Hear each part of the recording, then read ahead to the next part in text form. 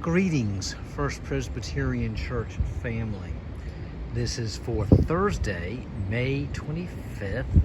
I'm recording this from Front Station and trying to find a place in the shade. I was seated over there in the walkway and was getting everything together, and I checked one other item, and then the sun moved on me and it was hot. So I'm here in the shade. I'm in that section, I guess the real Front Street station, not the connecting little walkway there, where there will be all kinds of things coming up on Saturday. Train just went past, so I need to speak before another one comes by again. And concluding the series, the post-Easter series, or Eastertide series, just kind of reflect on the prophet and offer prayer. I will not be presenting next week, and we'll come up with a new series after I come back from family vacation. And the plan is to even do one the week that we're on the youth music mission trip. So I'll keep you posted on that. But anyway, today I just want to reflect a little bit on Amos. Now, he is an interesting fellow. He speaks a lot of the concerns of those in need. At one point, selling how they'll sell the poor for just a pair of shoes, and very popular among particularly maybe more those interested in issues of social justice, a particular understanding of that concept. Particularly favorite, there's one about letting water, justice flowing down like water. Those kind of images are used a lot, and it's interesting how he gets claimed, understood, interpreted. Now, was reading here, it said, of course, he was from Tekoa, a village 10 miles south of Jerusalem. They didn't take us by there. I don't know if it still exists today. When I was in the Holy Land, he traveled north to preach into the northern kingdom. Over the years, they were separated. At times, the border seems to have been more like the United States and Canada, especially in the early days, crossing it without any problem.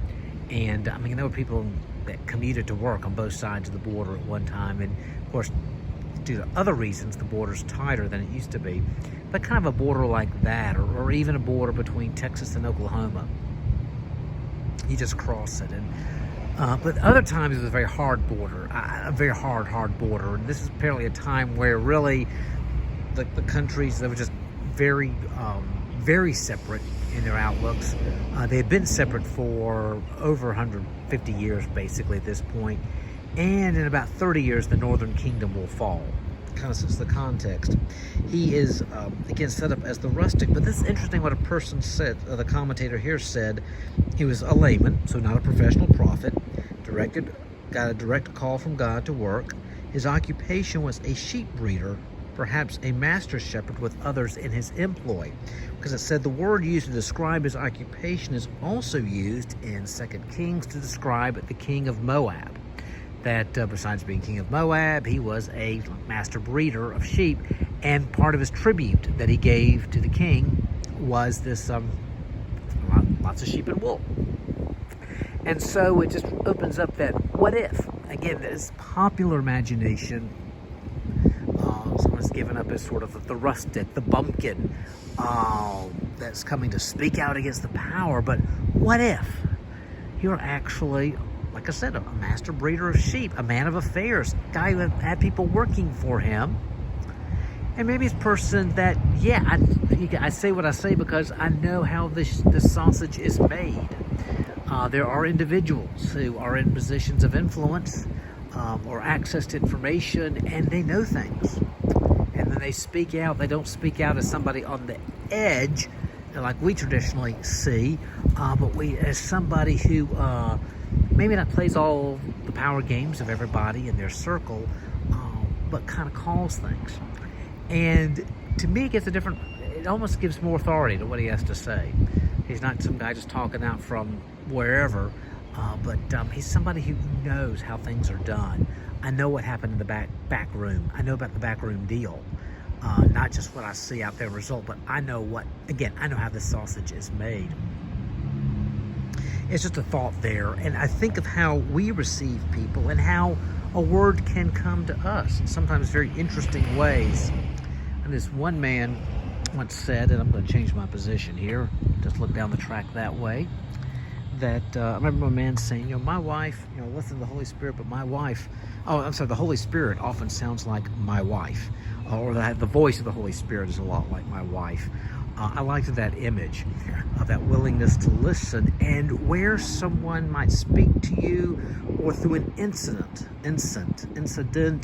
or an instant, a moment when God is speaking. So just always be open to these little ways, these promptings of the Spirit, and even from an unlikely place, you might hear something. Just a thought there. I want to conclude with a prayer.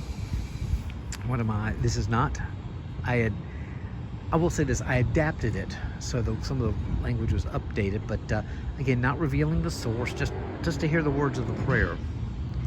Now may our God kindly guide you to be an isle in the sea, to be a hill on the shore, to be a star in the night, to be a staff for the weak.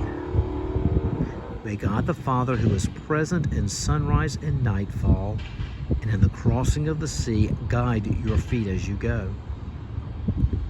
May God the Son, who is with you when you sit and when you stand, encompass you with love and lead you by the hand.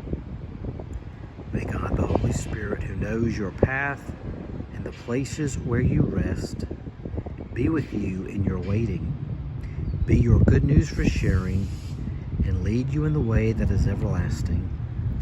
And finally, these words from the psalmist: show me your ways, O Lord, teach me your paths, lead me in your truth, and teach me. For you are the God of my salvation, and on you do I wait all the day long. And don't be surprised if you might get an Amos voice to you from a source that maybe you didn't suspect. But the Lord speaking to you in some sort of way, and you just never know. Let me zoom in. I'm already seeing the backside, but zoom in a little bit as far as I can. That interesting looking horse. If you haven't seen it yet, you ought to. Y'all have a good week.